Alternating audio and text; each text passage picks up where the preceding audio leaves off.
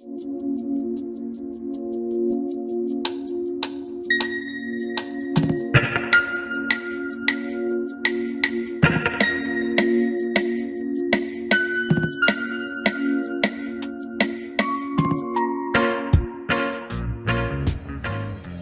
nuevamente desde el Valle en Cairo, hoy último día del mes de agosto, 31 de agosto, vamos a reunirnos con la mesa peronista del Cairo, así que saludamos a la gente.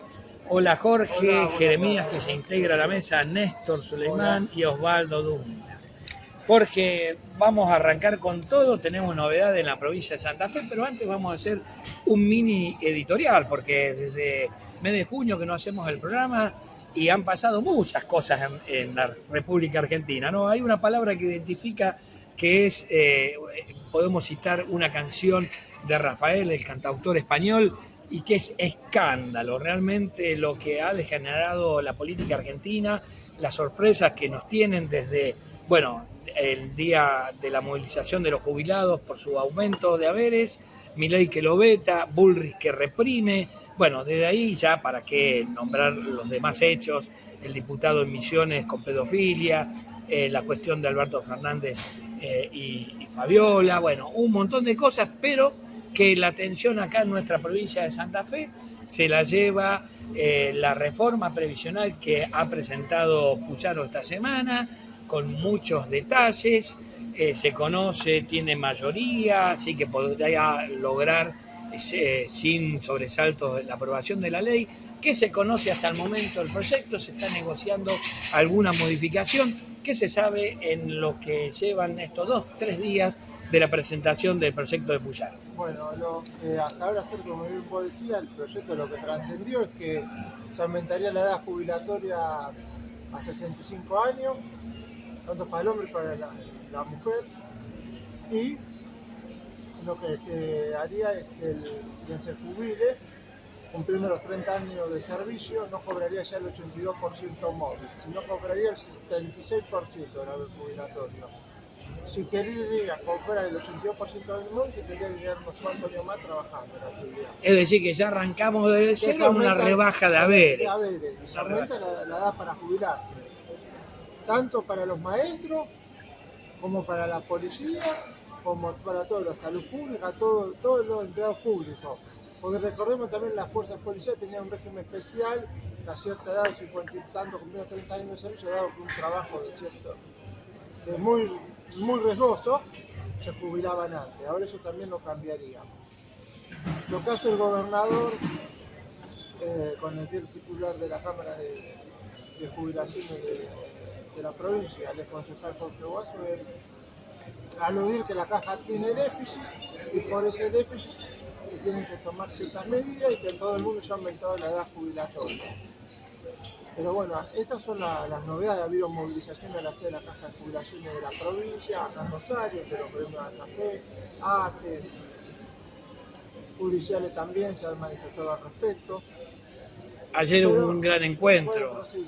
en tribunales provinciales. También es una de las cosas que también voy a decir, que fue histórico, todos los trabajadores judiciales de la Corte, los trabajadores del Poder Judicial en general se manifestaron en los tribunales, en la escalinata de la Corte del Tribunal de Ciudad de Rosario, oponiéndose a este cambio de la reforma previsional, que también es una precarización del trabajo, porque recordemos, cuando es lo mismo un docente a cierta edad al frente de un curso, que él brinda mejor calidad por los años, digamos, porque muchas veces, dado la cantidad de chicos de ciudad, también las personas de cierta edad se tengan que retirar por una cuestión de tiempo, lleva a que eso también, la educación baje su nivel, que ya viene con otras cosas, tenemos ciertos problemas que no se han resuelto con el largo del tiempo. Sin duda no es la mejor medida, y segunda, es una demostración más que el gobierno provincial y el gobierno nacional, cuando tienen que sacar los recursos, no les sacan a los que más tienen, sino a los que menos tienen. También es preocupante que hay un consenso por parte de un sector de la sociedad en cuanto a ese discurso en contra del Estado, en contra del empleo público, y la falta de reflexión que está teniendo la sociedad santafesina y también la argentina, que no se da cuenta, que no reflexiona, que si no hubiéramos tenido un Estado fuerte, por ejemplo, durante la pandemia, la situación hubiera sido mucho peor. Y que también fue y si hubo más muertos de lo que se debía fue porque los mismos sectores que eran de ajuste y ordenaban el Estado era lo que decían que la pandemia no existía y que había que salir a las calles. Por ejemplo, quemando barbijos, que no había que vacunarse. Son los mismos sectores políticos que en forma irresponsable nos tienen que llevar a la represión. Son lo que ahora hablan del ajuste y de que el Estado, un Estado más chico, que por ejemplo lo que está trayendo que la anciana esa tardanza en el tema de los trámites provisionales, que en la provincia también haya tardanza para ciertos trámites también, en desarrollo social de la nación haya tardanza para ciertos trámites de pensiones sociales, pensiones de discapacidad. Pero bueno, lamentablemente estamos en un momento muy complicado del país y de la política en general, y de la banalización de la política, y también un discurso muy en contra de la política de bienestar social y de la intervención del Estado en la economía, y lamentablemente que cuenta con mucho apoyo también de sectores populares, que no se dan cuenta que esas políticas son las que más la van a perjudicar.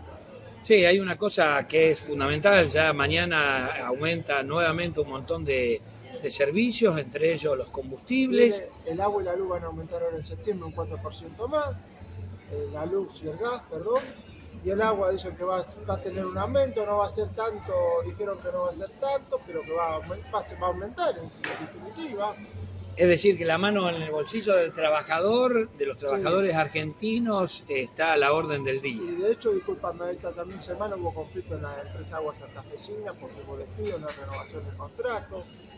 Después, cuando el problema con el agua va a pasar, que no va a haber problemas con el agua en verano, cuando hay cierto fuerte, entonces la empresa no va a tener suficiente personal para responder. La EPE también aumenta la tarifa. Y una de las cosas, porque también la EPA aumenta las tarifas, que esto no lo han dicho mucho, es porque Gamesa, la empresa que le vende la energía a la EPE, el Estado Nacional desreguló los precios. Entonces, lógicamente, la empresa que distribuye de la EPE aumenta las tarifas.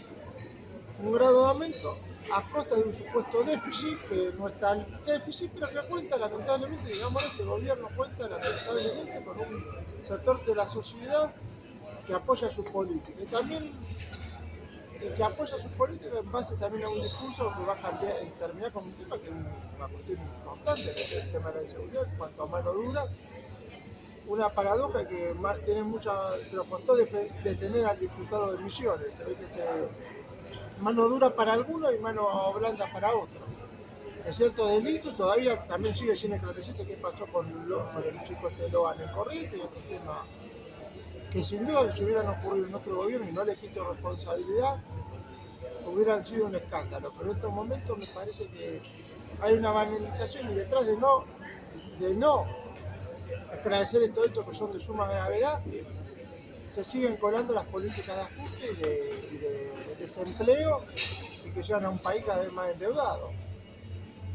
Así es, esperemos que la dirigencia política de los partidos, la oposición, meta presión en el Congreso de la Nación, en los órganos legislativos, y pueda por lo menos establecerse una oposición a todas estas reformas y se pueda lograr con la lucha política, que justamente hay una gran crisis de representación en todos los partidos en la actualidad.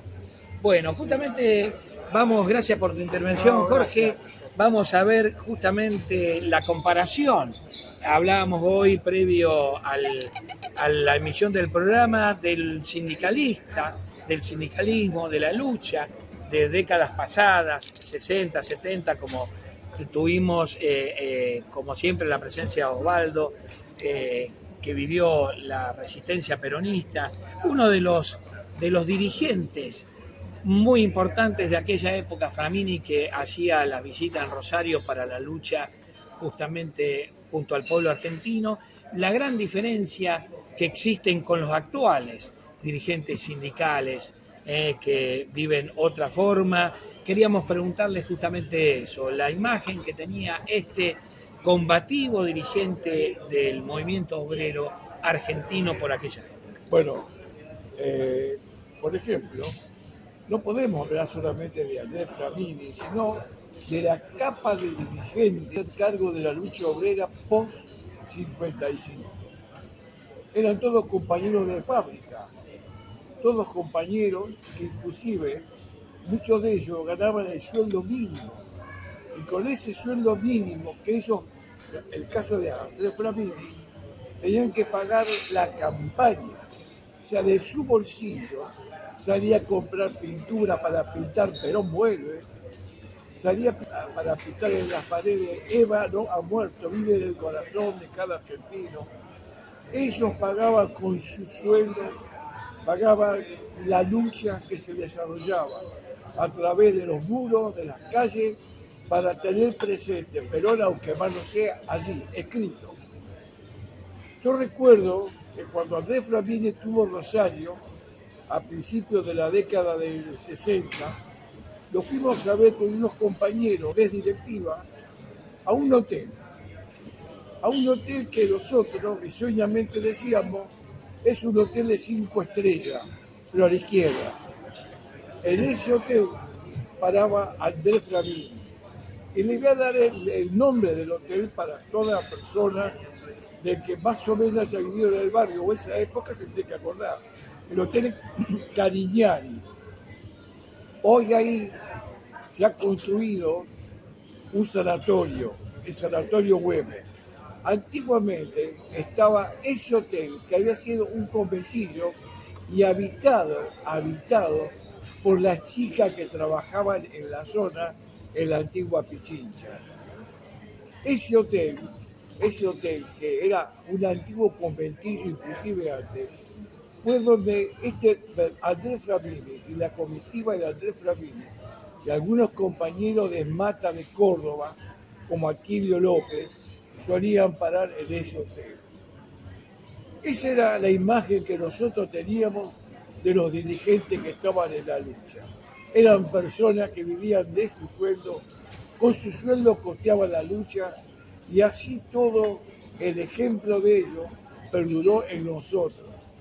El movimiento peronista se hizo de la nada se hizo un movimiento que tuvo la templanza de transmitir en la juventud posterior que la lucha se hacía con hombres decentes. El peronismo fue un movimiento que nos dejó como legado que el compañero era el compañero que había que ayudarle, tenderle una mano, decir acá estamos nosotros. Ese es el peronismo de los dirigentes realmente de la época. Voy a dar nombre, porque muchos de ellos y la mayoría no están más, pero por lo menos viven en la memoria de muchísimos argentinos que todavía no queda vida. Aquilio López, Andrés Flamini, Amado Olmo, Leopoldo Latasa, Jorge Lista, Saúl Mansilla, Roberto Mansilla, y puedo seguir nombrando una presa de dirigentes que son lo que realmente lo que dejaron para siempre en el corazón que la lucha tiene dos vértices. Un vértice, la lucha mismo, y el otro vértice es la honestidad de los hombres que transmiten, por ejemplo, de los jóvenes que vienen detrás de ellos. Esa fue la lucha, un diario, La Reacción, un diario que era la imagen de la pobreza. Era un diario que empezó con 2 hojas, después terminó con una sola hoja, porque no había dinero para poder imprimir. Pero sirvió para que muchos supieran que el movimiento peronista, aún proscripto, perseguido, con muchos compañeros muertos, seguía vivo en el espíritu de los argentinos. Y hoy estamos viviendo una crisis de representación, con dirigentes que nos han bastardeado, que no pueden ser llamados peronistas, porque no tienen un ápice de lo que es el amor del peronismo.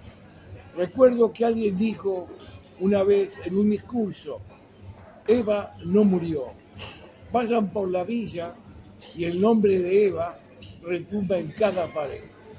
Y así fue como el movimiento se hizo, se hace y se hará. El futuro es de los decentes, es de los honestos, el futuro de los que luchan, el futuro es de los que nos regalan. Y ese legado tenemos que cuidarlo, porque es el legado único heredado de Juan Domingo Perón. Andrés Flamini, como tanto dirigente más, que terminaron en el anonimato, terminaron su vida dando todo y no teniendo nada, aún pagando precio de cárcel. La cárcel fue la última casa que tuvo él. En la cárcel pasó las privaciones, pasó la tortura, pasó todo desgraciadamente en la lucha que se daba, puede llegar a pasar. Ese fue Andrés Flamini. Bueno, muchas gracias, Osvaldo, por la semblanza, por el relato de aquellos años, por comparar, obviamente, la lucha política, tan lejos en la actualidad de estas nuevas formas, como decía Jorge antes, de banalizar la política, de desprestigiar y de ir contra la política y manejar todo desde, obviamente, los medios de comunicación hegemónicos. Justamente vamos a presentar hoy en la mesa que se suma a Jeremías Giglio, que lo vamos a convocar para tocar un tema que es el tema de política internacional. Se trata de la situación que está ocurriendo ya hace tiempo en la región de Palestina. Así que bueno, lo convocamos a Jeremías para que nos dé un pantallazo de los últimos acontecimientos en esta zona del mundo. Buenas, muchas gracias. Ni bien la situación en Palestina siempre fue una verdadera crisis humanitaria y política, ahora, en especial desde el último octubre del año pasado, se ha encrudecido en gran manera. Estamos hablando de que, solo hablando de esa fecha hasta el día de hoy, ya contamos con más de 39.000 muertos y más de 80.000 heridos. Es una verdadera tristeza pensar en esos números, pero viene con muchísimo más. Estamos hablando de que más o menos el 60% de los edificios residenciales, de las viviendas de la gente, fueron destruidas. Estamos hablando de más de 40.000 millones de kilos de escombros, con el 80% de todas las infraestructuras en general comprometidas de alguna forma, y con un gobierno sionista que no busca alguna especie de paz o que busca alguna especie de solución, sino que busca literalmente destruir al pueblo palestino de la forma más cruel posible. Recito algunas de las medidas que han estado tomando y que hay evidencia de eso, tal como destruir las plantas de agua para que la gente de Palestina no pueda tomar agua, envenenar o contaminar las fuentes de agua naturales para que esta gente sí o sí tenga que tomar agua que los enferme, luego destruir las plantas de luz para que ellos no tengan energía. Actualmente en Palestina la gente solo tiene 4 horas de energía, con suerte, extraído de afuera o manejando un poco los pocos recursos que tienen, y muchos lugares ni siquiera la tienen. Una verdadera crisis, además crisis médica, porque estas personas no pueden recibir atención sanitaria de una forma, lo que hace que mucha gente muera de situaciones que actualmente nadie moriría. Estamos hablando de diabetes, estamos hablando de hipertensión, estamos hablando de diálisis, muchas situaciones que en cualquier otro lugar se pudiera haber sido tratada. Estamos viendo verdaderas crisis también en el ámbito de salud, como el resurgimiento de la polio en Palestina, debido a la increíble déficit en materia de salud que contienen y el increíble déficit en material sanitario. Es una verdadera situación cruel que no para de crecer. Ni bien el mundo intenta enviar material sanitario, intenta mandar ayuda, esta ayuda no se le realiza un seguimiento, porque actualmente entra muy poca ayuda humanitaria a lo que viene siendo Palestina, porque el propio gobierno sionista impide la entrada de estos insumos. De hecho, hay videos donde colonos sionistas destruyen la ayuda humanitaria con alegría, porque están destruyendo a su enemigo, lo que muestra verdaderamente lo cruel y lo malévolo que es este gobierno. La verdad es una situación realmente terrible. No puedo parar de recitar los actos de deshumanidad que comete este gobierno sionista, que no tan solo está pasando Palestina, porque el pueblo palestino no está solo en Gaza, sino que también está en Cisjordania, que también se está empezando a ver un encrudecimiento muy grande de violencia. No tan solo violencia gubernamental, sino que el gobierno sionista avala a los colonos a intentar destruir a los palestinos, permitiéndoles cometer atrocidades como dispararles, como prender fuego a autos, a vehículos, a casas, amenazarlos diariamente, sino que también defenderlos cuando se intenta recriminarlos o cuando se intenta aplatar un poco la cara. Está la situación de que, por ejemplo, colonos hace 2 semanas dispararon a casas que estaban cerca de una escuela de niños palestinos en Cisjordania, y cuando estos empezaron a reaccionar y a salir a sus casas, el gobierno sionista salió a defender a los atacantes y terminaron rematando a estas pobres personas o impidiendo que reciban ayuda sanitaria. Además de todo lo dicho antes, es una verdadera crisis humanitaria en todo sentido. Es una verdadera vergüenza que los gobiernos, y en especial la ONU, permita este tipo de situaciones debido al amparo que tiene el gobierno sionista de parte de Estados Unidos y de otras potencias que le dan el beneplácito de realizar estas acciones. La verdad es una verdadera vergüenza que esto suceda, y desde mi servidor o desde mi punto de vista deberíamos empezar a reclamar y pedir que esta situación se revierta. Bueno, esperemos que esto suceda en el ámbito de las Naciones Unidas, si bien difíciles de implementar desde la gente, pero bueno, la solidaridad del mundo se imponga y en algún momento la paz logre llegar a ese lugar, ¿no? Por parte de la agresión permanente de este Estado de Israel. Bueno, seguimos con el ámbito internacional. En este caso vamos a Néstor Antonio Suleimán, colaborador de la revista. ¿Todo bien, Néstor? Vamos a analizar un poquito de las regiones de la Tierra en el norte de nuestro gran continente, como son los Estados Unidos de América, de Norteamérica. Las novedades desde que nosotros hicimos el último programa fue la baja de la candidatura de Biden, Harris para la primera presidencia, las nuevas encuestas, los posicionamientos de terceros partidos, cómo está la situación preelectoral cercana a las elecciones de noviembre en los Estados Unidos, y la figura, obviamente el atentado a Donald Trump también en su momento. ¿Qué es lo que podemos decir de la situación en Estados Unidos? Bueno, lo habíamos dicho la vez pasada, que el atentado a Donald Trump había, digamos que había hecho subir un poco en las encuestas la figura del candidato republicano. Sin embargo, el cambio en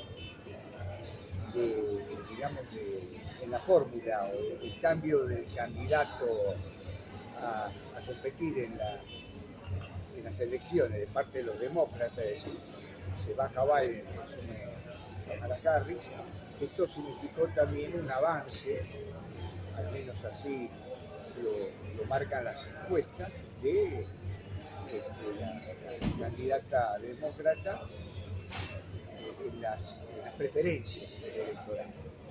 Pero hay que entender también que hay otro actor que no es muy trascendente en el marco de las preferencias o del electorado de Estados Unidos, pero que marcaría algún tipo de influencia, sí, en el electorado. Me refiero a Robert Kennedy Jr., que levanta su candidatura en algunos estados para apoyar a Trump, lo ha dicho públicamente. Es decir, que un miembro de la familia Kennedy, digamos,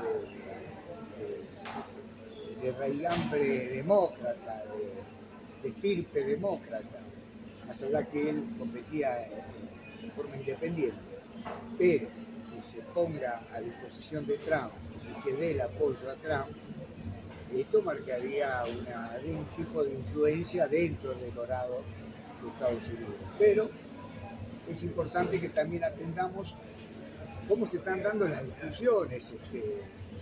Aún no hubo un debate entre Harris y Trump, pero sí en los actos de campaña y en algunas declaraciones en distintos medios han manifestado algunas críticas muy duras, ¿no? Tanto de Trump hacia Harris como de Harris hacia Trump. En el caso de Trump, la acusa de ser una izquierdista y de que, digamos, de tener una posición muy anti-israelí. Por otro lado, claro, Harris avanza con un programa electoral donde habla de algunas libertades en el marco del género, digamos, como para ponerse en la vereda de enfrente de Donald Trump. Pero creo que lo importante en todo esto es cómo finalmente terminarán los medios alimentando esta campaña. Por lo que se puede ver a primera simple vista, los medios en Estados Unidos están poniendo sus titulares a favor de Harris. Esto es lo que se nota, ¿no? Ahora, ¿qué puede pasar una vez finalizada este acto electoral con un triunfo por ejemplo, de camarada Harris? En el plano internacional estamos hablando de la continuidad de una política muy parecida, diríamos casi igual el formato a la de Biden.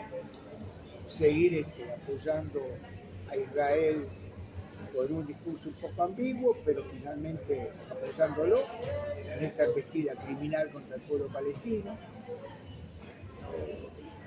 Una continuidad en la intervención en el conflicto europeo, que está involucrando a Ucrania y Rusia. En cuanto a Trump, si nosotros nos remontamos a las últimas gestiones que tuvo en su presidencia y los famosos acuerdos de Abraham, y nos ubicamos y pensamos que puede haber una revisión de esos acuerdos de Abraham, que significara un reconocimiento al Estado de Israel por parte de algunos países árabes, podemos estimar que puede haber una segunda etapa de ese plan o esos acuerdos de Abraham. Es decir, tratar de nuclear a otros países del mundo árabe en esta proyección que tenga que ver con el reconocimiento de Israel. Pero este planteo puede tener una debilidad y que tiene que ver con este accionar criminal de Israel en Gaza, que hoy hasta el momento ha costado la vida de más de 42.000 personas, y que seguramente estas acciones violentas va a poner un límite a cualquier país del mundo árabe a iniciar cualquier tipo de relaciones diplomáticas con Israel. Por eso creo que el problema es bastante complicado. Tanto Trump como Harris no son una garantía para el mundo árabe. No hay un grado de privilegio o un grado de virtud en el análisis de estos dos, en el discurso de estos dos candidatos en relación a lo que puedan hacer en favor de la paz. Muy difícil. Lo cierto es que Trump tiene un modelo, un proyecto en política exterior, ya lo está esbozando, de no intervenir en ningún conflicto fuera de Estados Unidos. Él habla de que Estados Unidos tiene que tener una cobertura de seguridad similar a los que tiene Israel, esta cobertura de defensa misilística, pero por otro lado dice que no se va a meter en el asunto que tiene que ver con la crisis ruso-ucraniana. Esto no lo ven con buenos ojos los estados europeos que apoyan a Ucrania, y además seguramente va a querer terminar de solucionar esta actividad que tiene Estados Unidos en Medio Oriente, que tiene relación con las bases en Irak, con las bases que tiene móviles en Siria. Creo que, para los países en vía de desarrollo, sobre todo los países donde hay distintos tipos de conflictos, creo que ganar Trump va a beneficiar a estos países, porque la idea de Trump es retirarse de todos los lugares donde haya situación conflictiva. Con esto no quiere decir que Trump es mejor que Harris, pero reitero, no hay un grado de virtud en ellos, ni en los demócratas ni en los republicanos. Al margen que los demócratas tengan a un progresista como Bernie Sanders, ¿no?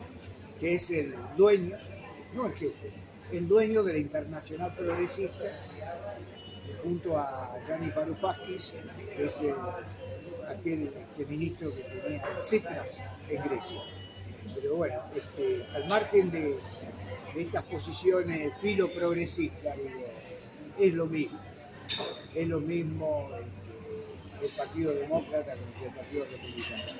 Finalmente, tenemos que pensar que lo importante es que cualquiera de los dos partidos que llegue a la presidencia vaya analizando, revisando, esto es una moción de anhelo, ¿no?, su política exterior, para que de una vez por todas, como uno de los polos de poder en el mundo, como una de las potencias que ejercen notable influencia en el mundo, termine, en una posición que finalmente dejar libertad a los pueblos, tanto Estados Unidos como China, como Rusia, como Francia, como cualquier país con proyección colonial o neocolonial, dejar que los pueblos finalmente puedan vivir en paz, en justicia, y que en el mundo haya un verdadero reordenamiento que termine frenando las actitudes de estos superpoderosos, de esta superpotencia. Bueno, es una moción de anhelo, pero creo que, volviendo al tema de las elecciones, es muy difícil que cambie la situación, más allá de que gane o Trump o Harris. Bueno, Néstor, culminando tu análisis del periodo preelectoral de Estados Unidos, entonces, el gran pantallazo internacional, damos por concluido el programa de hoy aquí en la mesa peronista del Bar El Cairo, y nos encontraremos el próximo mes entonces. Muchas gracias por la participación a todos, Osvaldo, Jorge, Jeremías y Juan.